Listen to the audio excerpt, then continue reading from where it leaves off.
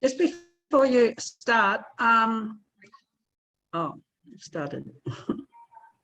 Welcome back, dear friends, to another exciting episode of Exploring the Advent of Divine Justice. We are on part 22, part 3, covering paragraphs 103 through 107. And without any further ado, we'll have our opening prayer. Thank you so much. O thou kind Lord, these lovely children are the handiwork of the fingers of thy might and the wondrous signs of thy greatness. O God, protect these children, graciously assist them to be educated and enable them to render service to the world of humanity. O God, these children are pearls. Cause them to be nurtured within the shell of thy loving kindness.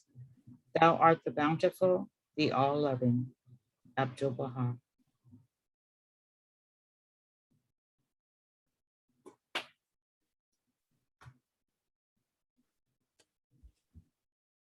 Thank you very much, Ms. Deborah. Thank you. All right, dear friends. So good to have you all back. And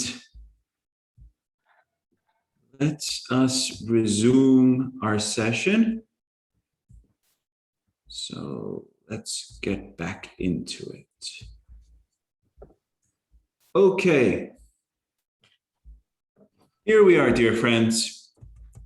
So last time we were talking about, I opened this up. Here we go. Last time we were talking about the beloved guardian and how the fortunes of the faith rising amidst this chaos. And as you recall that in this extract, the beloved guardian is urging the leaders of religion, the exponents of politics, the governors of human institutions, to turn towards the revelation of Baha'u'llah, to turn their gaze towards the revelation of Baha'u'llah. Because their ideas, namely the leaders of religion, the exponents of political theories, and the governors of human institutions, their ideas are bankrupt. Their ideas are bankrupt. This is through the disintegration, this process of disintegration. Their ideas are bankrupt. And they would do well to turn towards this revelation of Baha'u'llah. Meditate upon this world order that is lying enshrined in his teachings and is slowly, imperceptibly rising amid the welter and chaos of present-day civilization. You know what this reminds me of, dear friends? It literally reminds me of when a new faith is born into this world. It's like a seedling, and it enters into the soil, and it's a fresh soil. It's not damaged soil, but it's pure soil. And this seedling enters into this world, and the world may not even know about it. And this new seedling, namely, is this new faith.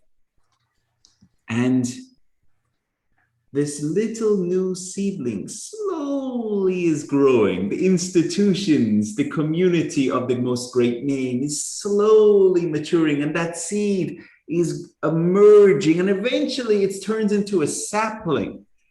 And eventually this little offshoot pokes its way through the ground. And this is what happened in 1986 when the Universal House of Justice wrote, "Emerging out of obscurity."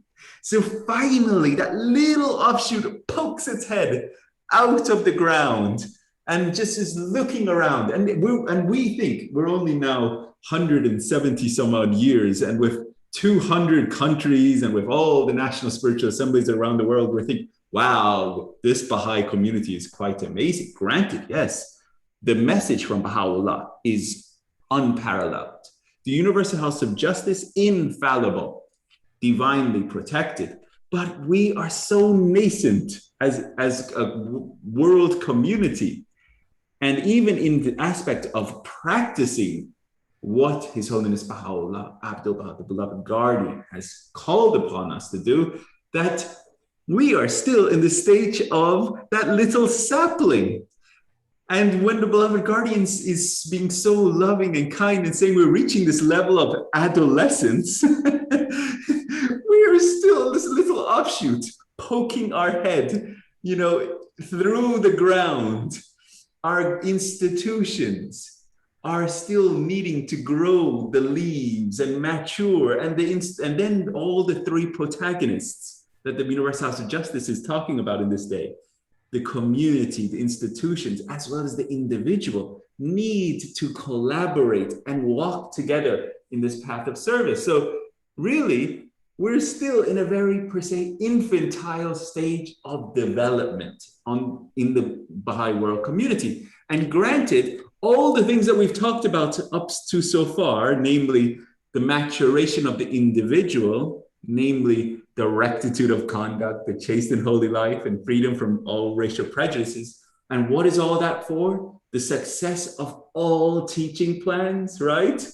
That needs to be part and parcel of the individual's inner life, so that when you open your mouth, that it translates into he's walking the talk, right? He's walking the talk.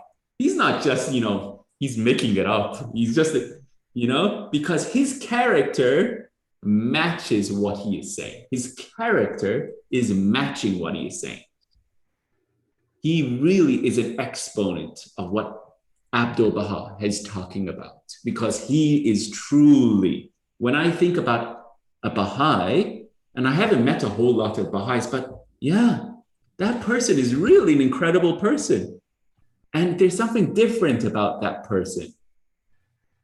And that person, yeah, I'm impressed by him or her. You see what I'm saying? So that is that attractive force that should generate by your example. So this is when you are setting yourself apart.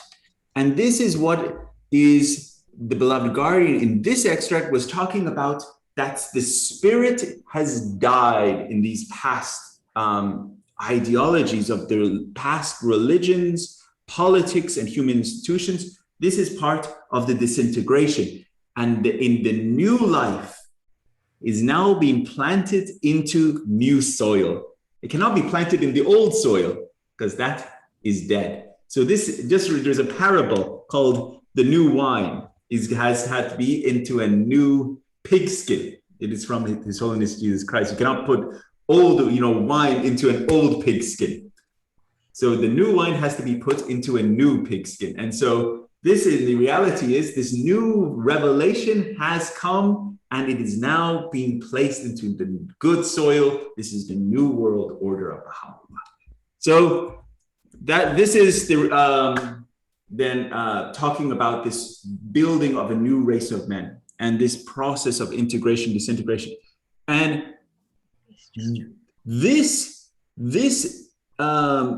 aspect, as mentioned, dear friends, this whole section talking about these twin processes that we've talked about is really a small part of unfoldment of world civilization, which is the beloved guardian's last world order letter. And there were 7 world order letters, okay? 7 of them. One of them is America and the Most Great Peace. One of them is Dispensation of Baha'u'llah. One of them is actually called World Order of Baha'u'llah. So there were 7 of them. And the last one, written in 1936, is called Unfoldment of World Civilization, okay? As you all recall, this letter was written in 1938, December 25th. One of the predominating themes in Advent of Divine Justice is also talking about this process of integration and disintegration, the twin processes, which we're addressing in this section. But it is one of the main themes of unfoldment of world civilization. And so I hope in a future course we'll cover that, because that is such an incredible topic to talk about these twin processes that are unfolding in the world. So that will be for a future time. But let us finish part 22, covering paragraphs 103 through 107 for now. And then we'll be getting into this future part, part 23, which is covering the prophecies of Baha'u'llah. So this is going to be a very exciting session today. So this is from the Beloved Guardian in its in Lights of Guidance, that compilation. So here the Beloved Guardian is warning us that we should be conscious not to be affected by the dark force generated through the disintegration process. So this process creates a whole world upheaval. It makes the world seem dismal, dark, miserable, chaos. And the Beloved Guardian is warning us, do not be affected by this. So this was written to the Spiritual Assembly of Atlanta, and this is dated February 5th, 1957. So it's just several months before he passed away. November 4th, 1957, he passed away. So this is February 5th, 1957, okay? So several months just before he passed away, he wrote this letter to the Spiritual Assembly of Atlanta. Here he states, the friends must at all times bear in mind that they are, in a way, like soldiers under attack. Isn't that an awesome analogy? The friends must at all times bear in mind that they are, in a way, like soldiers under attack. The world is at present in an exceedingly dark condition spiritually. Hatred and prejudice of every sort are literally tearing it to pieces. We, on the other hand, are the custodians of the opposite forces, the forces of love, of unity, of peace and integration. And we must constantly be on our guard, whether as individuals or as an assembly or community, lest through us these destructive, negative forces enter into our midst. In other words, we must beware lest the darkness of society become reflected in our acts and attitudes, perhaps all unconsciously. Love for each other, the deep sense that we are a new organism, the dawn breakers of a new world order, must constantly animate our Baha'i lives. And we must pray to be protected from the contamination of society, which is so diseased with prejudice. The contamination, it is a disease. This is how the Beloved Guardian, the contamination of prejudice. We must pray to be protected from it. And we must bear in mind at all times that we are like soldiers under attack. So if you are constantly under attack, you will be on guard, right? And that's why several times throughout this course, I've shown the imagery that we are building our armor, our spiritual armor, namely when we were talking about rectitude of conduct, chaste and holy life, and freedom from racial prejudices. This is the armor of the love of God, putting on each one of these facets and faculties, all the qualities and attributes that the Beloved Guardian say is preparing ourselves for this spiritual battle and that the Beloved Guardian is talking about, because we are like soldiers under attack. These dark forces are all around us. And we have to be aware. Hatreds, prejudices, bad thoughts, things that we even unconsciously, we might even just unconsciously, like a zombie sometimes, sitting on the couch, flipping through the channels, and you're like, oh, this might be good. Put this on. And we just unconsciously, that thing or that we might be watching might be putting things into our heads. Because remember, one of the 5 qualities of a chaste and holy life is called clean-mindedness and purity. So clean-mindedness means you got to be on guard what's going in here and what's going in here, right? You can't just be a zombie because you are under attack. The world is literally, these dark forces are working all the time. So you got to be mindful, protecting your heart, right? So that's a very important topic, and so these are some other things. Be calm, be strong, as always, be grateful. And this is from His Holiness Abdul Baha. He says, "O army of God." So again here, Abdul Baha is calling us an army. "O army of God, when calamity striketh, be ye patient and composed. However afflictive your sufferings may be, stay ye undisturbed, and with perfect confidence in the abounding grace of God, brave ye the tempest of tribulations and fiery ordeals." So we as Baha'is, we have to be composed, we need to be patient, but we also need to be on guard and prepare ourselves for this spiritual battle, per se. And there are some of the forces, the dark forces here specifically that the beloved guardian mentioned in this extract. So let's look at them. What specific dark forces did he mention? Hatred is one of them. Prejudice is another one. Another one that he mentions very specifically is contamination of society, which is so diseased with prejudice. Now, where is he talking to? Atlanta. So obviously in 1957, he's directly talking about racial prejudices. So he's talking about, this is one of the very big dark forces he's addressing here. So we need to be on guard on these opposite forces, these dark forces that we need to be, and not just in relation to the exterior society, but in our communities. First, within ourselves, then within our communities. And how, as an individual, can you, per se, become the vaccine to these forces? Because here the beloved guardian is calling them a disease, right?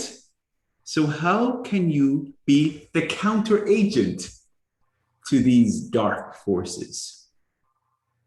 And what can you do in your life to become, if that is the darkness, that you become the light so that there will be no darkness in your community?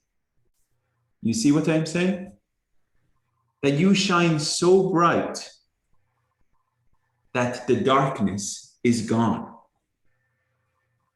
So one of the ways that you could shine a light on the darkness is through education, is by bringing it up in your topics, talking about race relations, and talking about how can we bring about fostering of love, inclusivity of everyone, ensuring that everyone has a part within the community.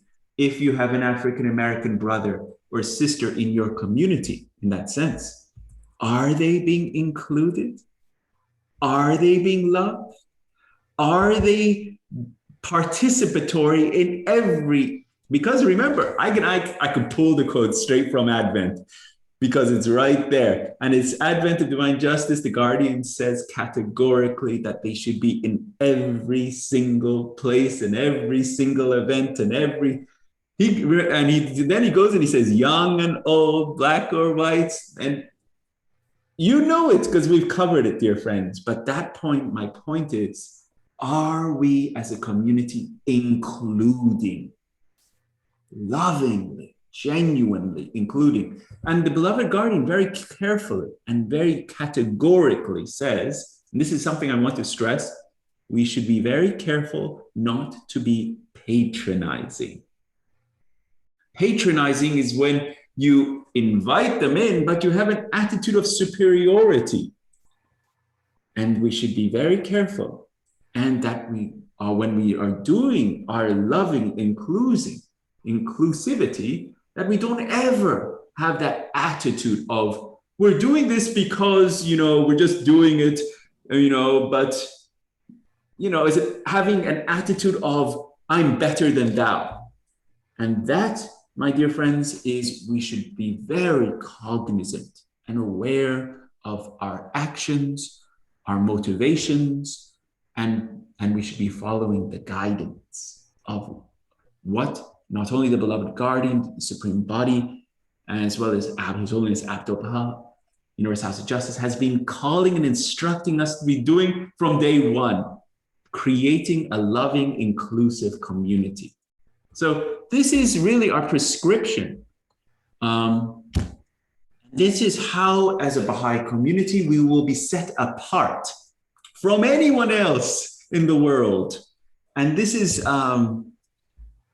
if we do it, capital I, if we do it, we will be set apart from anyone.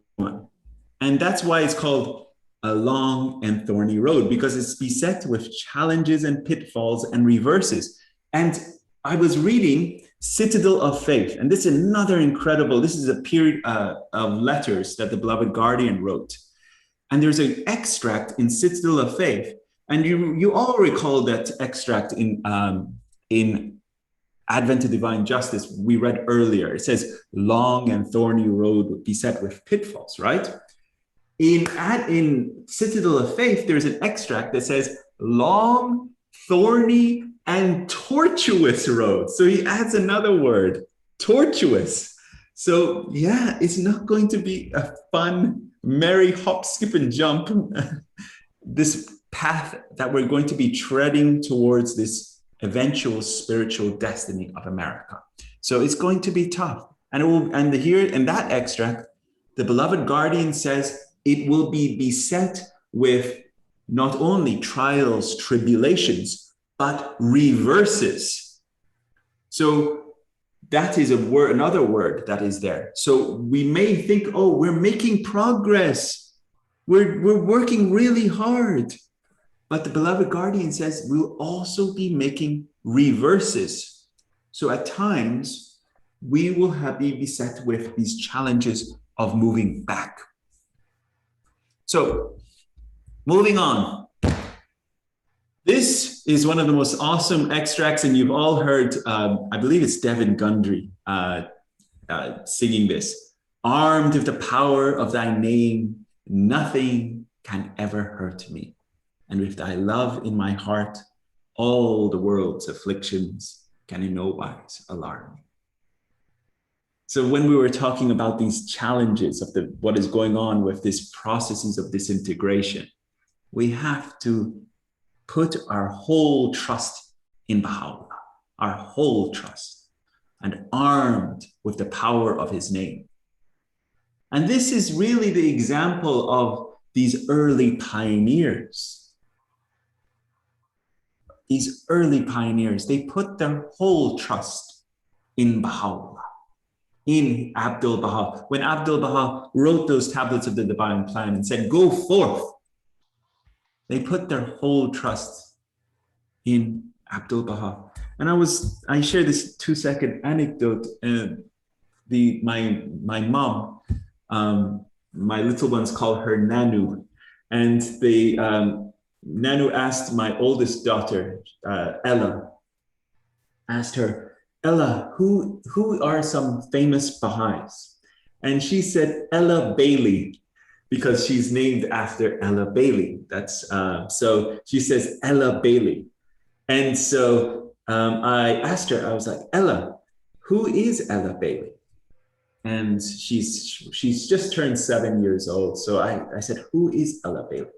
And so she said she is someone that was obedient, and she gave her life for the faith. And to me, that's a spot on good answer. And I'm proud of her for being able to say something at age 7, to be able to say, and that is right. I mean, she passed away at age 88. She doesn't know the full history of this magnificent lady, but to know that this lady, from, her whole life was in pain and suffering. And she gave all of her material possessions to the faith. And even, she didn't even have money for her own gravestone. She literally gave everything she had to the faith. And so the beloved guardian was so moved by her sacrifices and genuine love that he sent his own money. The beloved guardian sent his own money for the erection of a gravestone for her, because she was so elderly and so crippled that when she passed away in Africa, in Tripoli, Libya.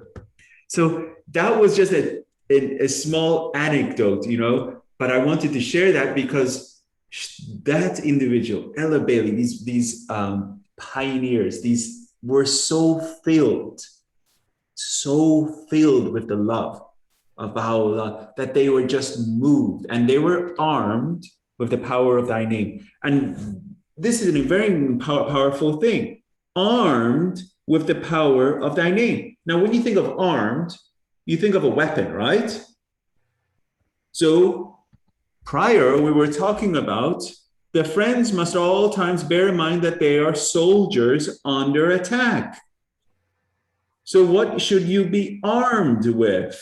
Not a gun, but you should be armed with the power of thy name.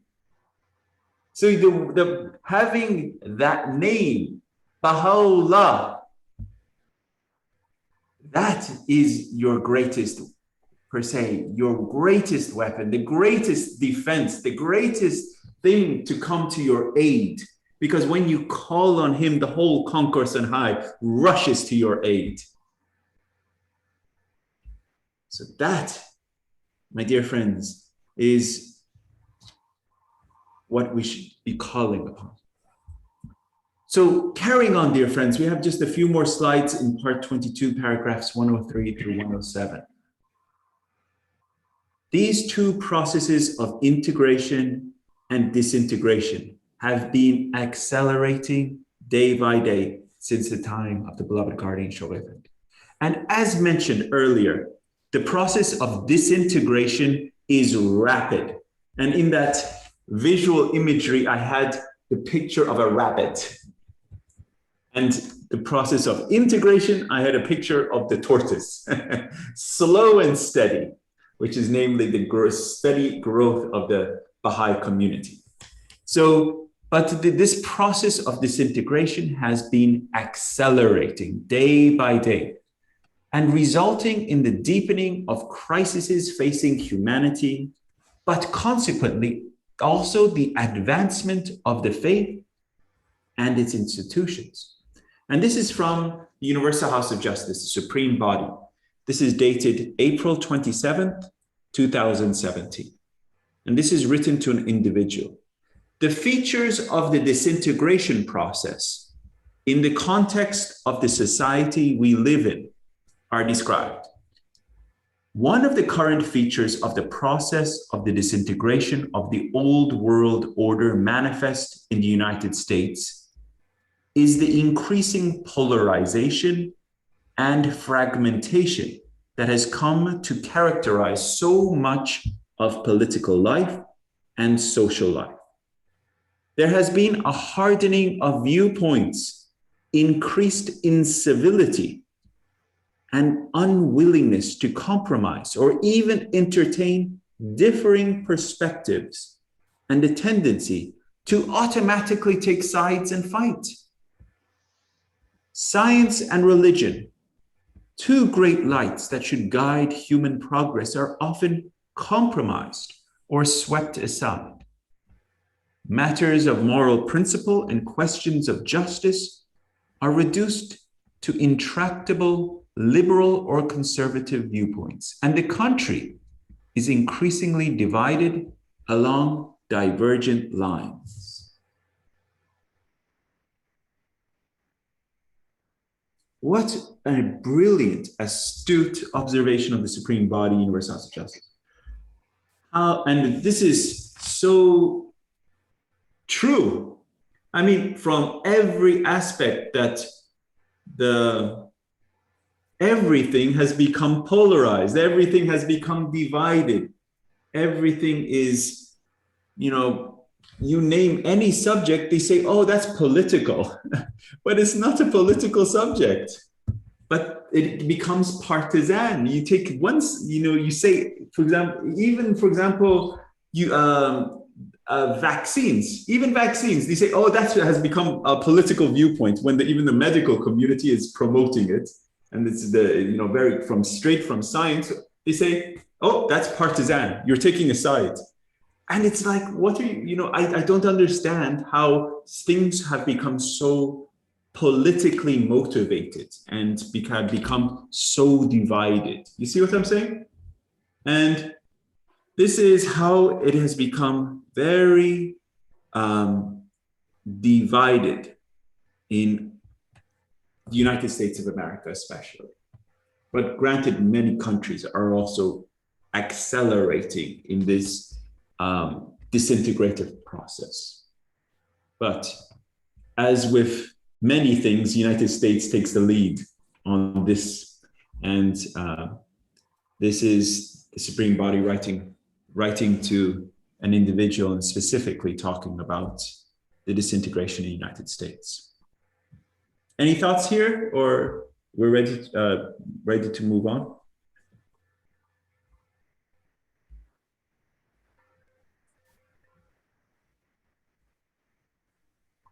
All right.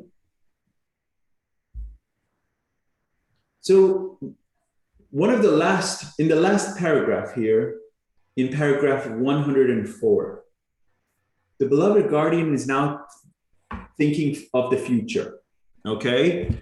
Advent to divine justice was the first 7-year plan, right? And the beloved guardian wanted the first 7-year plan to go on without a hitch.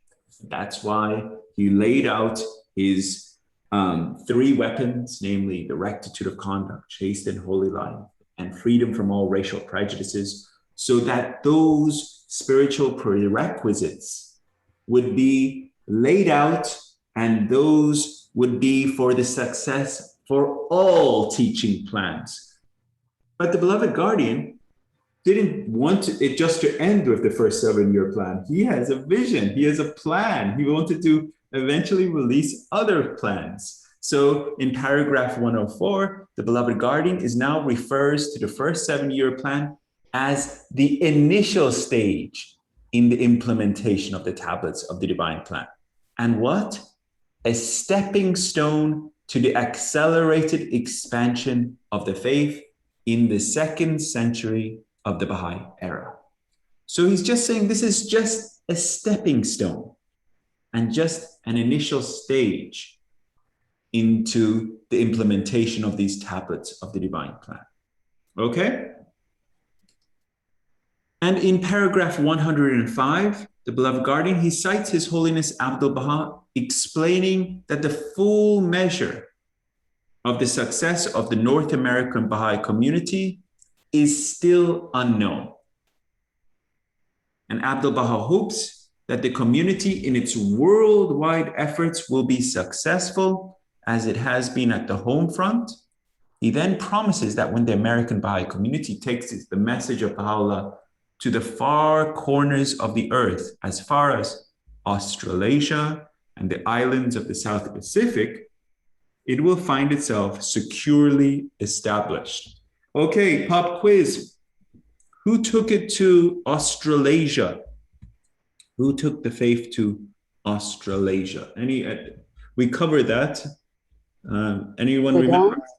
The Duns. Good job, you guys. That's right. So the Duns took the faith to Australasia. And then the other one was the islands of the South Pacific. And so all of those were also accomplished during the 10-year crusade. So it will find itself securely established then when all the peoples of the earth praise this community for its majesty and greatness. So let me have a reader. Miss Darla, you're up. Miss Darla, as always, good to have you.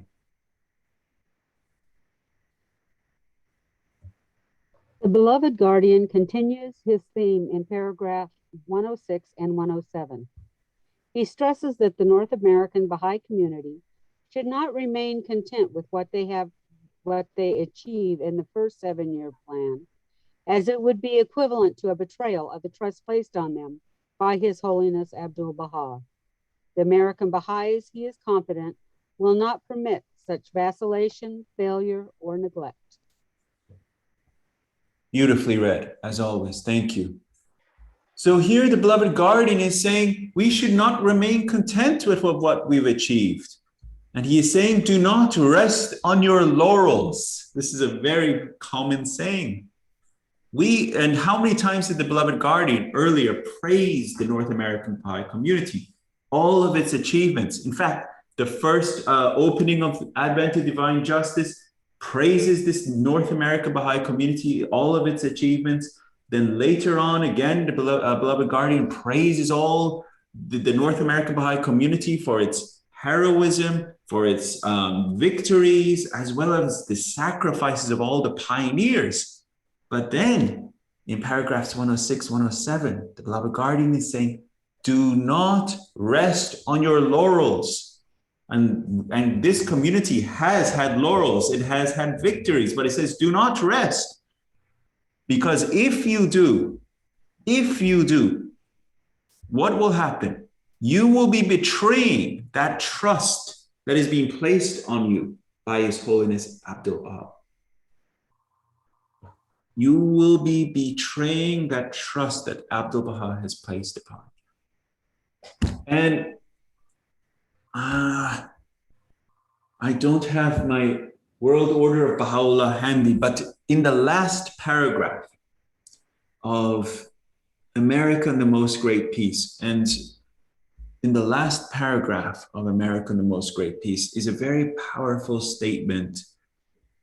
And I'm going to share the essence of that. So I'm going to encourage you all to read that. That will be like, I'll share that in the emails to the class.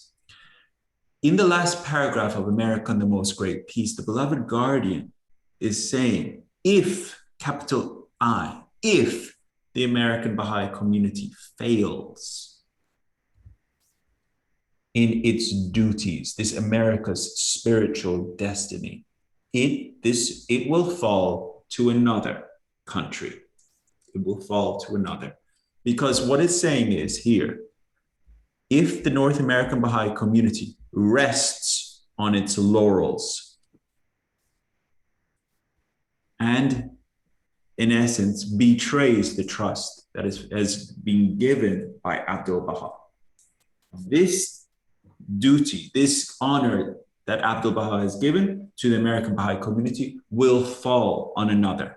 And that is in the last paragraph of America and the Most Great Peace. And that should be a wake-up call for the American Baha'i community, that granted, America has been given this incredible spiritual destiny, but also as the American Baha'i community, we should not be resting. So this is from the beloved guardian. We can never afford to rest on our oars, for if we do, we soon see ourselves carried downstream again. It's very powerful. We can never rest on our oars because we'll be swept by the current. Now, if you think about the dark forces being that current, and we have to be, per se, the ark of God. And this is the ark. We are on that ark, and we are all rowing upstream. And we cannot rest. not even for a moment, because I have to keep moving this ship of God. And our commander in general, the supreme body, universal of justice, is guiding us. Plan after plan, and guiding us, and they are our captain. They are issuing the orders saying, all hands on deck. And they're saying, row, everyone, one of us, we should be rowing. So that is really what we have been told. And this is also from the beloved guardian here. This was written in 1933. So 5 years right before. This is actually just 1 week, actually 1 month before America and the Most Great Peace. 1 month before America and the Most Great Peace. Because American Most Great Peace came out Rezvan 1933. So this is March 27th, 1933. So 1 month right before America and the Most Great Peace. The beloved guardian writes, "The world is in great turmoil, and its problems seem to become daily more acute. We should therefore not sit idle. Otherwise, we would be failing in carrying out our sacred duty. Baha'u'llah has not given us his teachings to treasure them and hide them for our personal delight and pleasure. He gave them to us that we may pass them from mouth to mouth until all the world becomes familiar with them and enjoys their blessings and uplifting influence." I love this quote. I love that quote. So I've heard it in so many different ways told to me. I remember one time I was in the World Center, and it was God bless him, it was Hand of the Cause of God, Mr. Ali Akbar Frutan. And he said, what he said was, His Holiness Baha'u'llah, he did not come to build a library. He did not come with all his revelation and build a library of great books, gleanings from the writings of Baha'u'llah, Epistle to the Son of the Wolf, and tablets of Baha'u'llah. Oh, there's such bestsellers in the Baha'i world community, Kitab-i-Iran, and there's a Kitab-i-Aqdas. Have you read these? These are incredible. I love them. But they're on my bookshelf and they're gathering dust, but I don't know if I'm getting to them, but they're awesome, really. The reality is, these are meant for what? This is what the beloved guardian is saying. This is what Mr. Frutan said to me. He said, Ehsan, Baha'u'llah did not come to build a library, and that is in each of our homes. He said they have come so that those great texts, that is the creative word, enters your library of your heart. Because your heart has an inner library. Every one of those words should be now graven with the ink of light and sealed in your heart. And that every one of those words should be stamped inside of you. And then you should become a manifestation of love and action. You should be in proof a Baha'i, in proof by your words, your actions, and deeds. Not just saying, yeah, I have this Baha'i card, I accepted it in 1997, and, I believe. Saying I believe doesn't mean anything.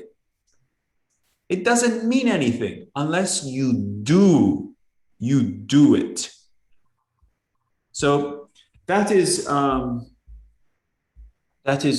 what I wanted to say on that.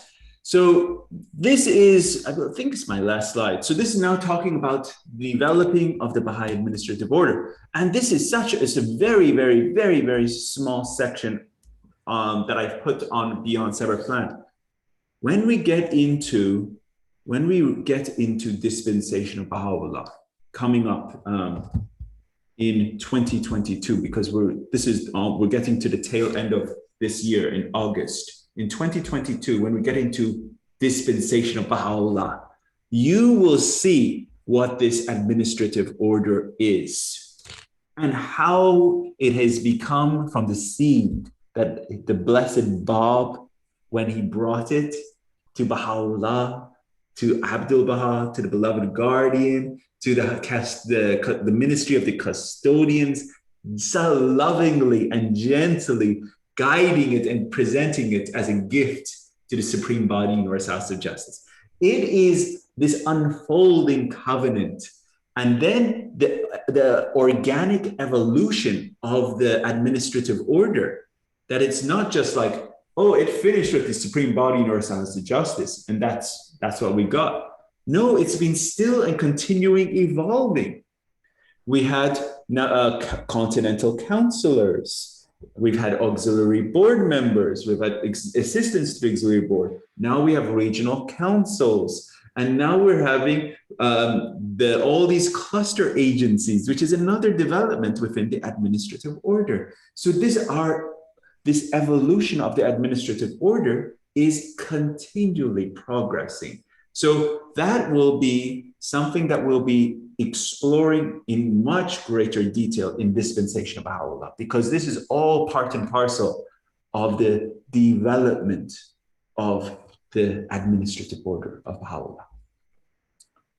So closing off this part, dear friends, such remarks clearly show that the beloved guardian considered this first 7-year plan, 1937 to 1944, as a preliminary stage in the great scheme he had envisioned for the North American Baha'i community in undertaking the responsibilities with which they were charged by Abdul Baha in the tablets of the Divine Plan. These consecutive plans introduced by Shoghi Effendi after the first 7-year plan for the North American Baha'i community, as well as other Baha'i communities around the world, well demonstrate his systematic approach and absolute genius in developing the Baha'i administrative order and preparing the Baha'i community worldwide for the election of the Universal House of Justice. And there we are, dear friends. Part 22, finito. It's paragraphs 103 through 107. Excellent job, everyone. So any questions at that point? Okay. Oh, wait, is that a hand? I see a hand. Someone, yes, Riaz John, you have a hand. Yes. Thank you. On slide 41. 41, let me pull that up. Okay, 41. Just one before the last. Yes. Okay, let me share my screen so everyone can see it, so they know what you're talking about. I'll be respectful. Okay. Okay. Come on. Can you see it, everyone? Mm-hmm. Okay, there we go. This is 41. Yes. Thank you very much. There is a there is a word or a phrase. Let's see, where was it? Oh, yes. Starting on the third line. Starting on the second line, we read by Shoghi Effendi, we should therefore not sit idle, otherwise we would be failing in carrying out our sacred duty. This, if you could please comment on the sacred duty. It seems that Shoghi Effendi is pointing out a duty on our part, a sacred duty that we have. Mm-hmm. And we're not aware. Are we aware of this? That by embracing the cause, by embracing the new revelation, have we assumed at the same time this is sacred duty? If you could comment on that, thank you. Excellent, excellent as always, dear Riaz John, observation, and you're focused on something very important, these two words right here. So I'm going to go to the class as, you know, as a per se professorial and see if anyone here has any thoughts or comments on what they think this sacred duty is. And before I say anything, can anyone? May I say something about that? Please, dear Tesfaye, what do you think? Yes, sacred duty is to be one of the purpose of our lives, that we are here in this world and then accepting the new revelations, and we have to be obedient and then to the commandments and the laws of ordinance of Baha'u'llah, to be teaching the faith, and then your personal characters and the selfless stage, and all these things to be in a process through lifetime. So because of these, we don't have any time to be idle and sit Baha'is. We have to go from one victory to another victory until our age is to be, allow us to do something. So that is, to me, what I understand. Like when you say that earlier, that Dr. Frutan that told you in Holy Land, Baha'u'llah is not coming and build you a library. And then the Christians, when we are teaching the faith, they don't accept us that the return of Jesus Christ is come in the glory of Father, because they want Jesus come and knocks the door in each of every door, and then I am back.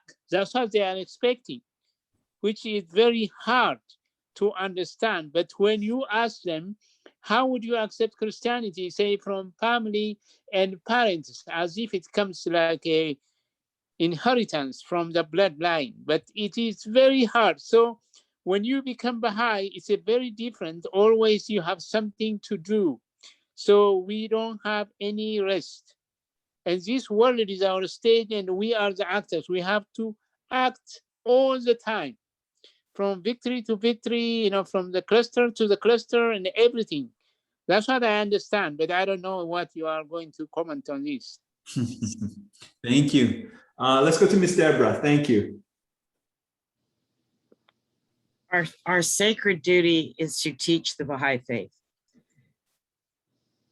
We need to do everything that our prayers and everything that Baha'u'llah has taught us, and to read, but we need to share with everyone that we see. That is our sacred duty, is to teach the Baha'i faith. I give you 100 marks, as they say, dear Miss Deborah. And I give Tesfaye also 100, but it was a longer answer. You hit the nail on the head, as they say, Miss Deborah. It is to teach. And sacre means holy. It is holy. It is something sacred. It is a duty. And where did this duty come from? Who gave us this duty? It is in Kitab Ahdas. And it's one of the laws and ordinances of Baha'u'llah, Kitab Ahdas. So if you say, I believe as a Baha'i, it is a duty. It's a law and ordinance to magnify and proclaim his name. And so it is a law and ordinance in Kitab Ahdas. So it's a duty. When you say, I believe, so is it one of the duties? You cannot just, be sitting idle, and saying, I accept. And then it says, I have, all these nice books that Baha'u'llah has not given his teachings to treasure them and hide them for our personal delight. Our duty, as dear Miss Deborah said, is to teach. Our duty, our prescription, our commanding orders from our general on high. Oh, and there's such a cool quote. Man, I wish I could pull all these quotes for you guys. It's in Abdul Baha in Egypt. And it's the last quote in Abdul Baha in Egypt. And it's this cool quote. I'm going to send it to the class. And I have to remember to send this one. It's this cool quote where it says, Baha'u'llah is the commander in general. Abdul Baha is his, per se, lieutenant general. And it's this so cool quote. And it's like how this military kind of terminology. And it's saying Baha'u'llah is the commander in general, and Abdul Baha is is the general under him, and that your marching orders to the army of Baha, the army of God, is to go forth and to emblazon this whole world. So it's just like that, in the sense of we are the soldiers in God's army. We got to stop and teach for the world for now. We got to do this. And that sense, Miss Deborah is spot on, Tesfa is spot on. We got to teach. That is our duty. So I saw double hands go up. So Riaz John, you got your hand first. Go for it. Yes. I mean, I just noticed that the answer to this sacred duty is right here at the bottom, the last sentence. Right? He gave them to us that we may pass them from mouth to mouth. Right. Until all the world becomes familiar with them and enjoys their blessings and uplifting influence. It seems this is a distillation, a very friendly, soft and friendly, concise explanation of this duty. Exactly. From mouth to mouth until the world becomes familiar with them and enjoys their blessings and uplifting influence. This is a very friendly description of this sacred duty. It's like a mother rearing a child. It's mouth to mouth. Exactly. The breastfeeding, then teaching each word, and then how to crawl, how to walk, etc., until the child receives these blessings, and these things are an uplifting influence on the child. A very gentle and organic process. Very insightful. Thank you, dear Riaz-Jan. Going to Miss Deborah? I was just going to say that in book 1, I think it's in book 1, they mentioned that when you love somebody, you want to share that love. And so if we love the teachings of Baha'u'llah, we should be sharing that. Beautiful.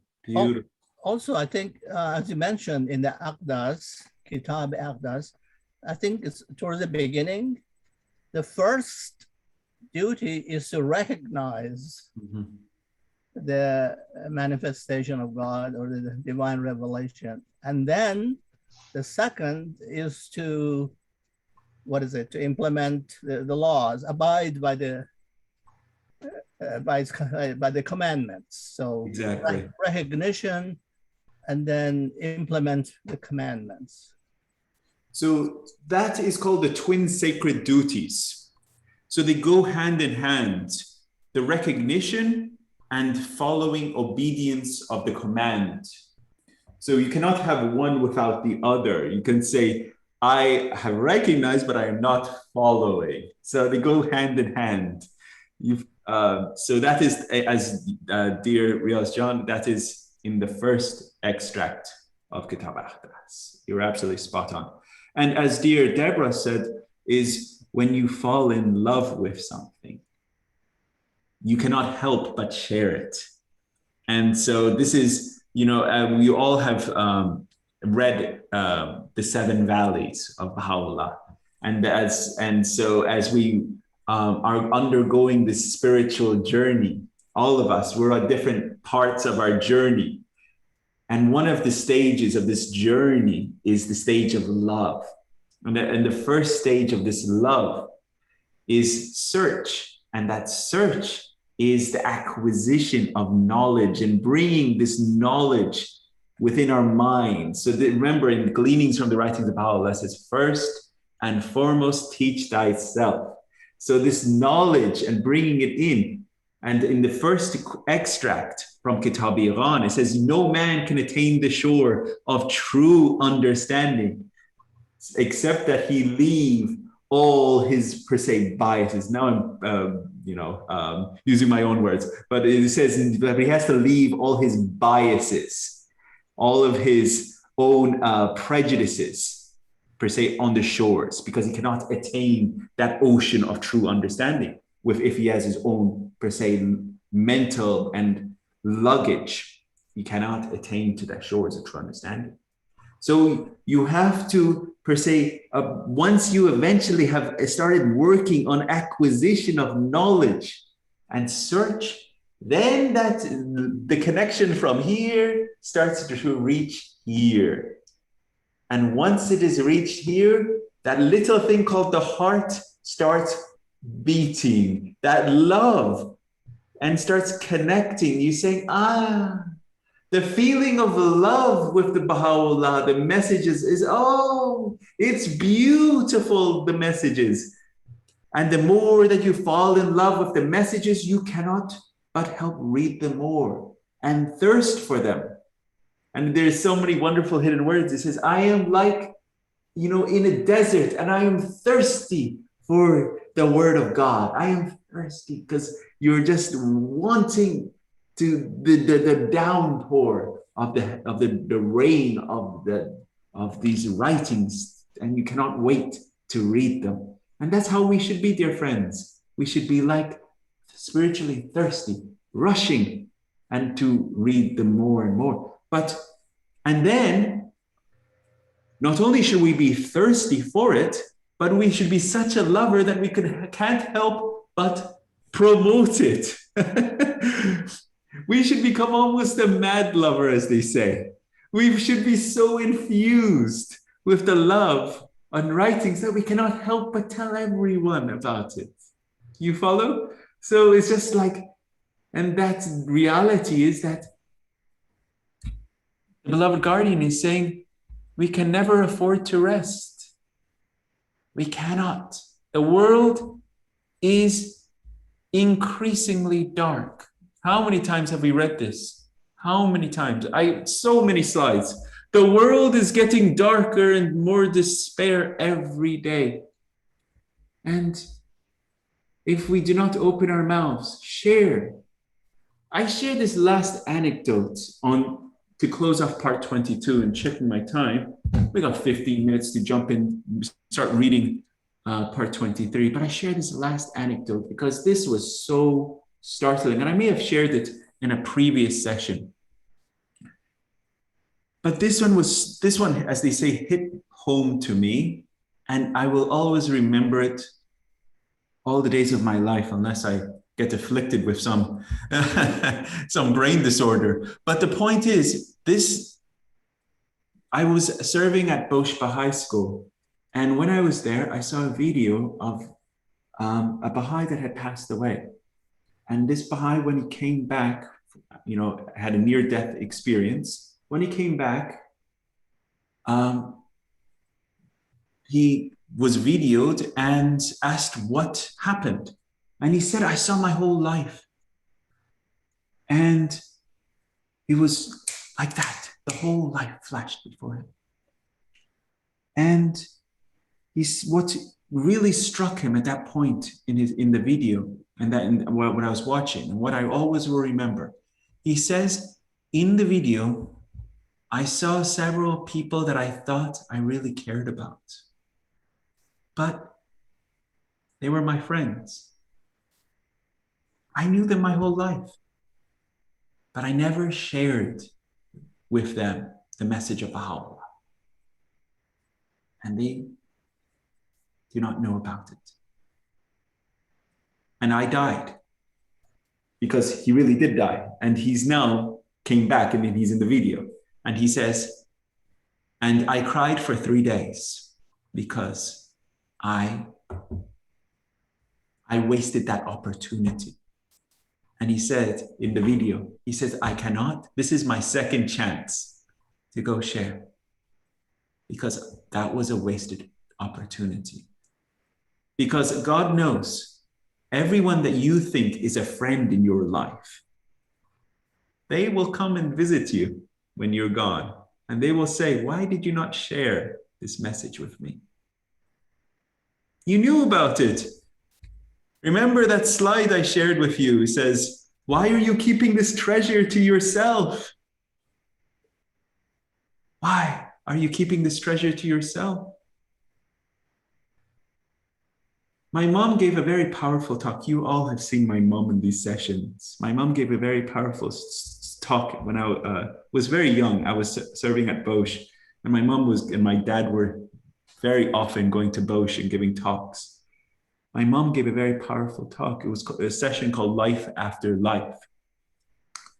And in that session, she said that all these souls that we have encountered in our life, they will be around us when we pass away. But we will be at, per se, a different station. There's no egress or regress. Or station is, it's in Gleanings from the Writings of Baha'u'llah. It's also very hard to understand because that's a spiritual concept and we're in a different level of understanding in this material world, per se. But in our limited understanding, I'm just going to put it on a, per se, a linear basis. Say that you have done wonderful life and you're here. And you're in all your friends and all your relations that you may have encountered, they may be here. And they ask, why have you not given me that opportunity to know Baha'u'llah? That will kill you, I swear. There's nothing more that will kill you if you have not done that.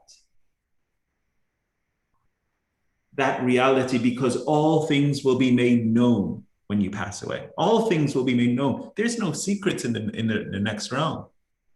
All things will be made known. So that's something, in that sense, that anyone that you have, not per se done, they should know you're a Baha'i. And we should openly and proclaim this, because we should not keep secrets. We should not live two lives. We're not a Batman, and Bruce Wayne, or a Spider-Man and Peter Parker. I have this dual identity. I'm Spider-Man in my Baha'i life, but in my normal life, I'm Peter Parker. We're living this double identity. We should be a Baha'i complete. So the whole world knows who we are and what we stand for and our character. That's who we are. That's my thoughts on that, dear friends. And because I know that will be the biggest, per se, spiritual stabbing of a Baha'i, in the sense of, if one of your loved ones, one of your friends comes and says, why did you not teach me the faith? You knew about it. Why did you not sit down with me? And why did you keep that to yourself? You see what I'm saying? You had all the time. You could have just given me a call. That's just my, as they say, my 2 cents, my thoughts. But just, I wanted you to share that with you, because that comes to me often when I think about it. Dear Tesfa, you have a thought? We have to move to part 20. Yeah, so what I just want to mention from what you are saying is now, it's the very most important thing, but don't quote me that I never been in Abha Kingdom. So, but I'm talking about Abha Kingdom. What I found in the writings is to be Abdul Baha saying that for the Baha'is, there is no direct path to go to Abha Kingdom. Unless and otherwise, you do your sacred duty, and then all the characters and the behaviors and everything, because becoming a Baha'i means we are not arrived, we just get one step forward to the right journey. And then we have so many layers to go to Abha Kingdom. So this is to be a warning for the Baha'is. There is no time to rest until you are overcome all these sacred duties, until your life is to be existed. You have to be work hard, teach yourself and teach, learn yourself and teach also. That's the duty that we have. But I just want to share that everybody knows this, because don't expect to go to Abha Kingdom. Well, dear Tesraya, all our souls are in Abha Kingdom currently, okay? In the sense, our souls are already there. Our physical body is in the world of Nasut. It is the physical world, okay? I didn't want to get into all of this, but this is per se a segue, but I'll touch on it, okay? Our physical body is in this realm of Nasut, which is the dust, okay? Our souls do not reside here. You know, about 1,000 years or so ago, that there were scientists, they thought that the soul resided in the body. So when they got one of these measuring scales, and so when someone died, they wanted to see the difference in weight, so that you could actually physically measure the weight of the soul. So, but because there was no difference in the weight between that moment of death, they said there is no soul. So then they wrote a long dissertation and papers trying to disprove God, the proof of soul against the church and everything like that. But the soul is not a physical reality. It's not in the realm of Nasut. It's in the realm of Malakut. Okay, so this is another spiritual realm, and all our souls are there. But at the moment of conception, when our physical life comes into being, our soul also comes into being, and there is what is called, the beloved guardian has translated in Gleanings, it is called an affinity. It is like a link that connects our soul, which resides in per se the Abha Kingdom, the spiritual realm, to our physical reality. It's like a cord, a string per se, and just making it, physical in that sense, so we understand what that is. There's a connection between our soul, which resides in the realm of Malakut, and our physical reality, which resides here.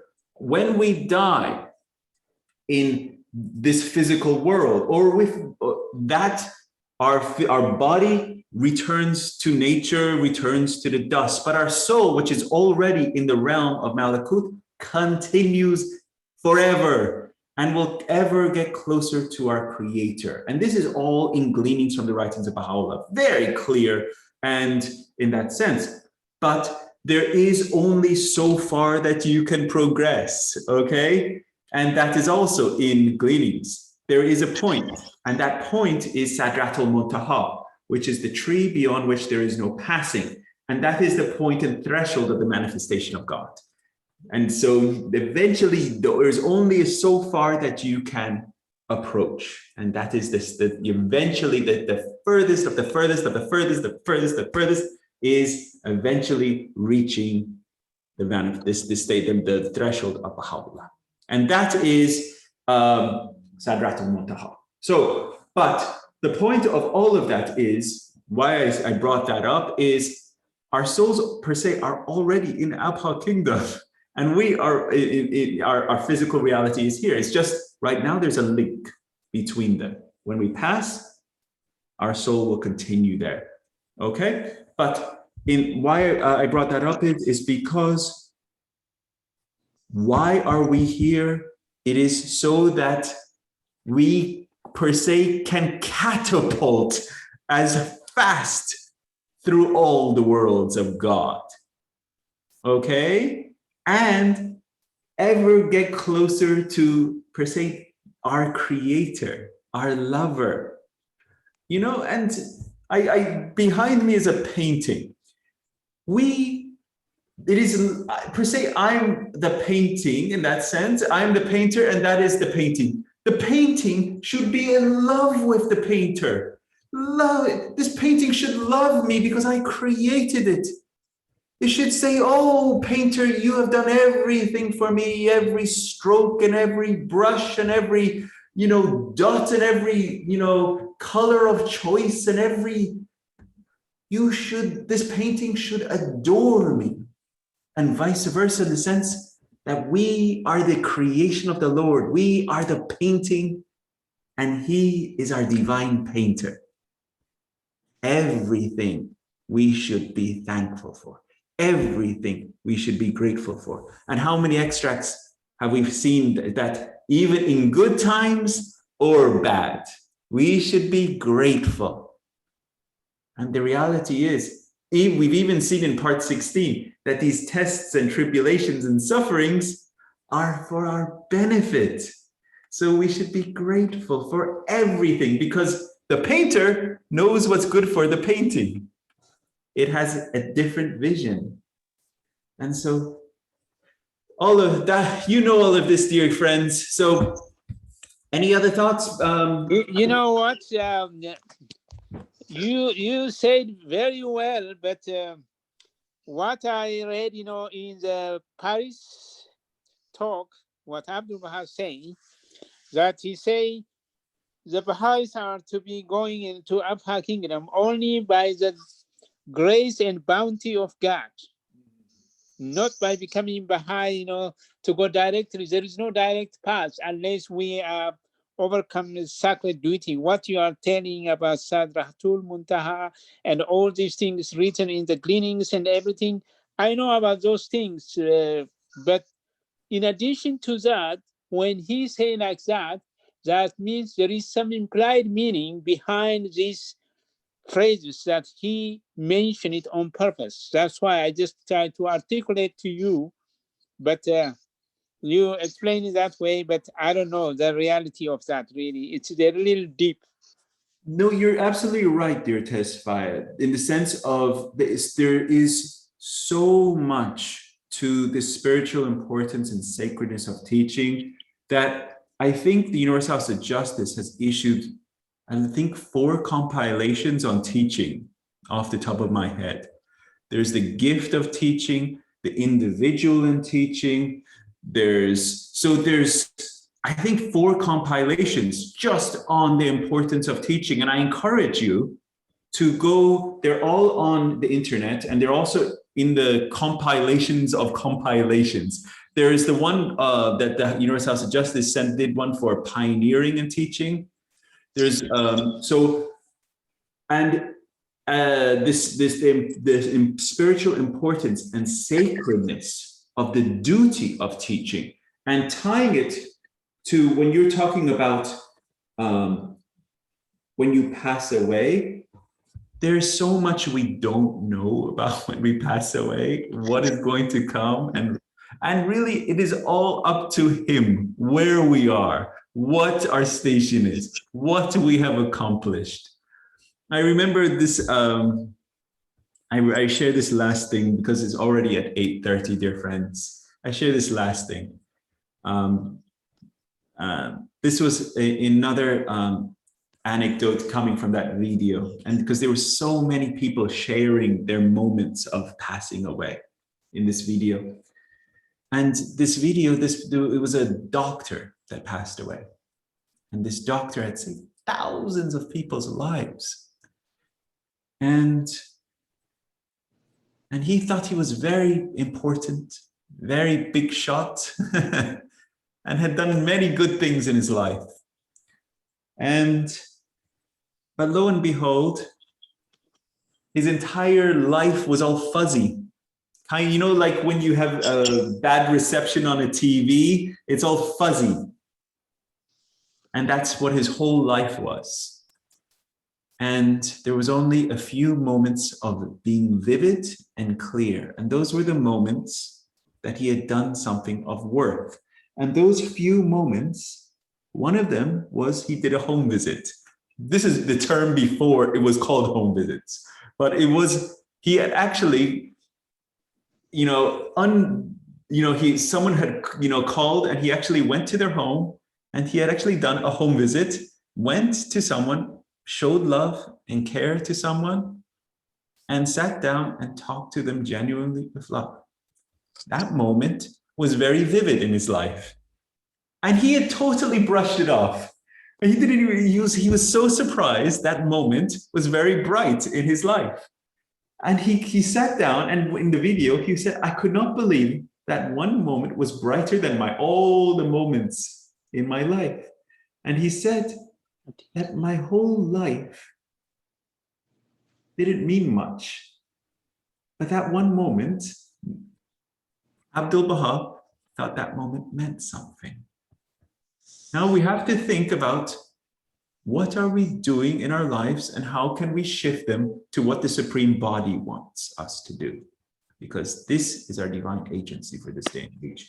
And so, because they, per se, will be at our judgment day, what are we doing to ensure that we are pleasing them? And something else. As we all get closer and closer to our eventual demise, will the Supreme Body be proud of us, memorialize us in the Baha'i World Volume Memorial, in that sense, for being of service to humanity, doing this or that, because you have done something? Because that's my goal in that sense. I'm not trying to get into that book, but my goal is to be something that the Supreme Body would be proud of. And that's what we should all be doing. You see, that's my last thought, dear Tesfaye. And I'm so sorry, because, the reason that I brought this topic is, there are some Baha'is, they are very proud by being Baha'i, but they don't do anything. And I told him, don't say like that. This is not just nothing. Being Baha'i is just one step forward. You have to do all these things. We have so many plans, and all these books are given to us for purpose. Yeah. So you have to overcome and do all these things. It's not being Baha'i, declare is that not enough. That's why I've been telling them. That's why I just try to articulate as if we are going to Upper Kingdom. It's not like that. We have to keep working. It's a very powerful metaphor that my mom taught me. Pride comes before a fall. Pride comes before a fall, right? So we should immediately, look to the beloved master, Abdu'l-Baha. He didn't have pride in that sense. He was selfless in everything, how he approached it. Everything. And that's why we should study his life, his example, especially in the centenary year of the passing of Abdu'l-Baha. Study his example. Read the Baliuzi's great book, Abdu'l-Baha, The Center of the Covenant, and read his life, his example, so that we not only know his life and how did he approach things. Read the great book by Howard Colby Ives, Portals to Freedom. It's online. So how did Abdu'l-Baha challenge, not only give talks, but what was his approach to things? So the more that we bring his example to mind, we can also think about, start squashing and crushing down, or that the beloved guardian calls that incessant self that is always trying to poke up and elevate ourselves. And so it's called the incessant self. So we need to always quell that, control it. The beloved guardian gives the example of the jockey and the horse. The jockey and the horse. We should be the rider, the Baha'i, in control, and the horse should be the ego in that sense, and we should be in control of ourselves. And so, because the ego in that sense is part of us, it is part of our character, but it should not dominate who we are.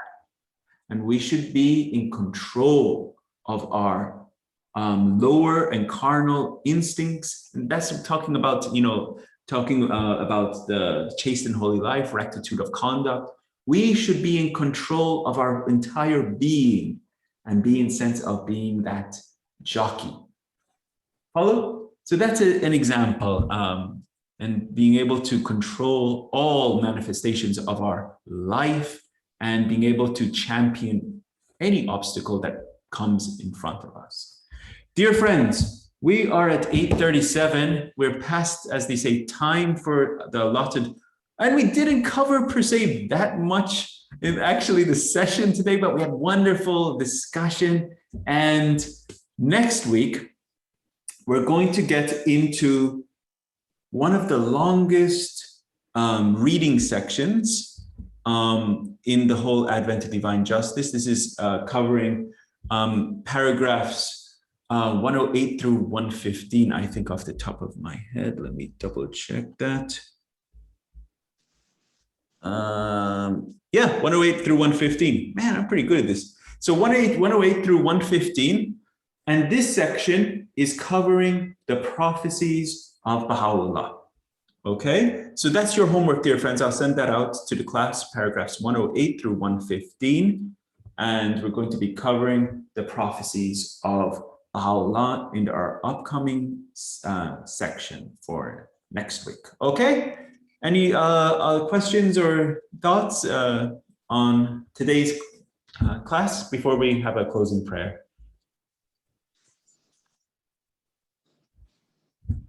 Without I any, think it's enough. dear Tesra, you were saying something? No, this is enough now for today because we will keep continuing next week. Yes, my dear Tesra, as always, so good to hear you. Thank you, every one of you. It's really as wonderful to see you and be with you tonight. Let us have a closing prayer. Tesra, would you mind having our closing prayer for tonight? Sure. Thank you so much. Thank you, every one of you. And great to be with you tonight. Thank you.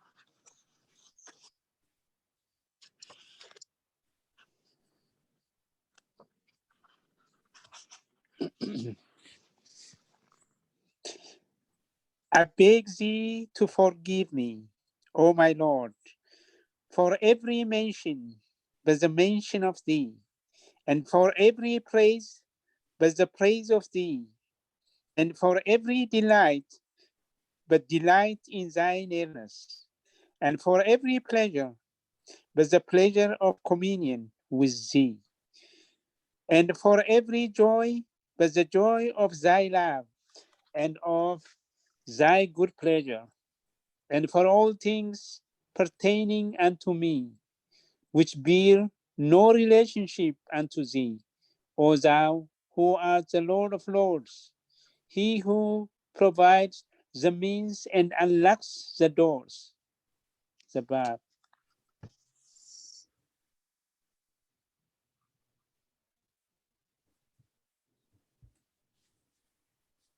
Thank you very much, dear Tesfaye. Thank you very much, every one of you. And wish you all a wonderful, wonderful week. And as always, good to see every one of you. Mary, Dennis, all of you. Good night. Allahu Akbar.